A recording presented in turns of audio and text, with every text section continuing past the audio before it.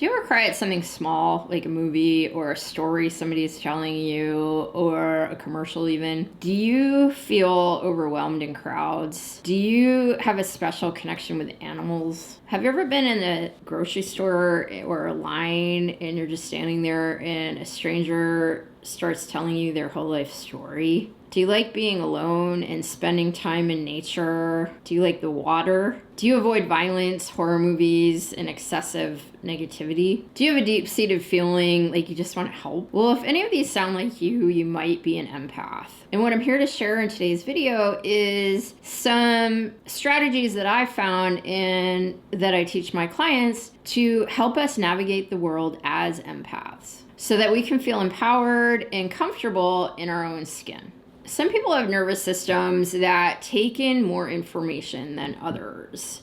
They pick up on tone of voice. They pick up on unspoken meaning. It's like they can read a room and read between the lines. And they tend to have really good intuition. But what happens is in life, we're not usually rewarded for this. A lot of times we're told to just ignore it. We're told that we're too sensitive. And so what happens over time is that we begin to doubt ourselves, when in actuality, what we're feeling is totally accurate. So I wanted to share one of my client feedback. What she wrote me was that our work was really transformational for her. And when we first started together, and why she came to me was because she was feeling overwhelmed, uncentered, and constantly anxious. She had super high stress levels, and she felt really disconnected from herself and really weighed down by grief. But through working together, things totally simmered down for her. She feels more patient now, she feels more grounded, and she's far more compassionate with herself.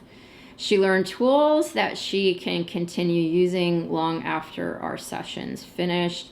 She gained a whole new understanding about death, not as an ending, but as a continued connection. And so that alone brought her so much comfort and peace that she wasn't expecting. Because as empaths, a lot of times we have the ability to connect with our teams on the other side, our loved ones who have crossed over.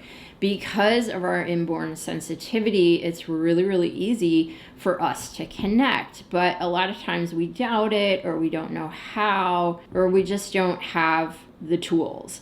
And so what I've noticed with working with a lot of clients over the years is that when we begin to get energy that is not theirs out of their body and their energy back in their body, they begin to know what is theirs and what is not theirs, which is a huge part of regulating ourselves, regulating our nervous system, and also feeling really empowered.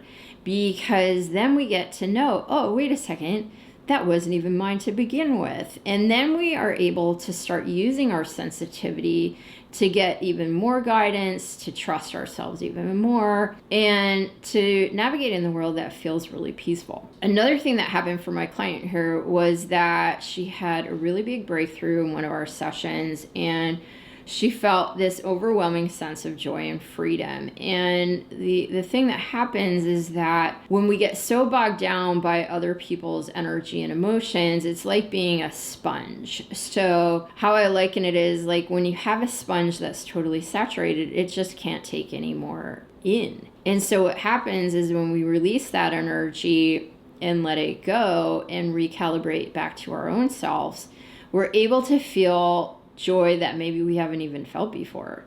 And this new found sense of freedom, like, oh, whoa, it's not our responsibility to take all of this on our shoulders. And then one other thing that she said here was, I finally let go of how others made me feel and started choosing how I wanted to feel instead, which I just thought was so massive. Many empaths have super strong intuition. Like you might have dreams about things. You might just suddenly know something without knowing how you know. So what happens when we are empaths and then we start to kind of put our validation externally rather than internally is that we begin to doubt ourselves.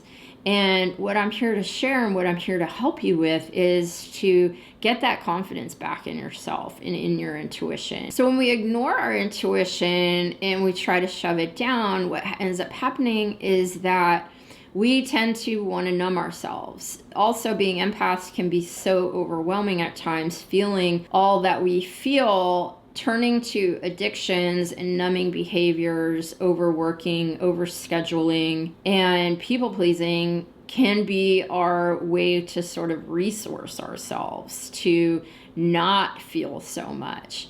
But what usually ends up happening is those things stop working. And that's what I found for my own self. And so we need to find other ways to navigate that don't include those things. And what I found to be the most helpful is just to lie down and breathe. I've found conscious connected breath work is super helpful to allow ourselves to feel the emotions, whatever it is. It's kind of like a storm passing through, and we just allow ourselves to lie down and cry and feel the pain or feel whatever is coming up, because emotion is energy in motion. And so this actually is awesome because it means that it is no longer being suppressed and being pushed down.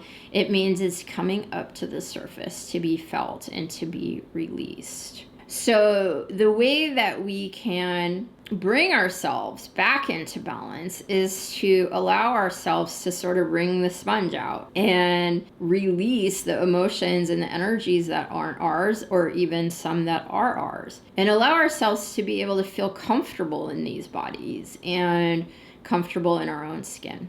So being able to set clear boundaries is super important. And what I've learned to do and what I help my clients do is figure out your life and figure out ways that you can say no. Like, where are you taking on more responsibility than you need to?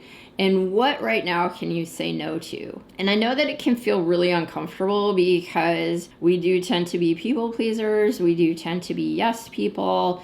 And so saying no can feel really awkward and uncomfortable. But the more we do this, it's like exercising a muscle. And the more confident and comfortable we will get with saying no. And then what starts happening is we start trusting ourselves. We start trusting our intuition. That in itself is super empowering. So if you're sitting here watching this and feeling like, oh my goodness, I've been spending my whole life absorbing everything in the world and not knowing how to release it, well, I'm here to help. This is exactly the work that I do. And if you're wanting more support in this, I do offer a free clarity call. You can find the link in the description, and we'll see if working together is a good fit.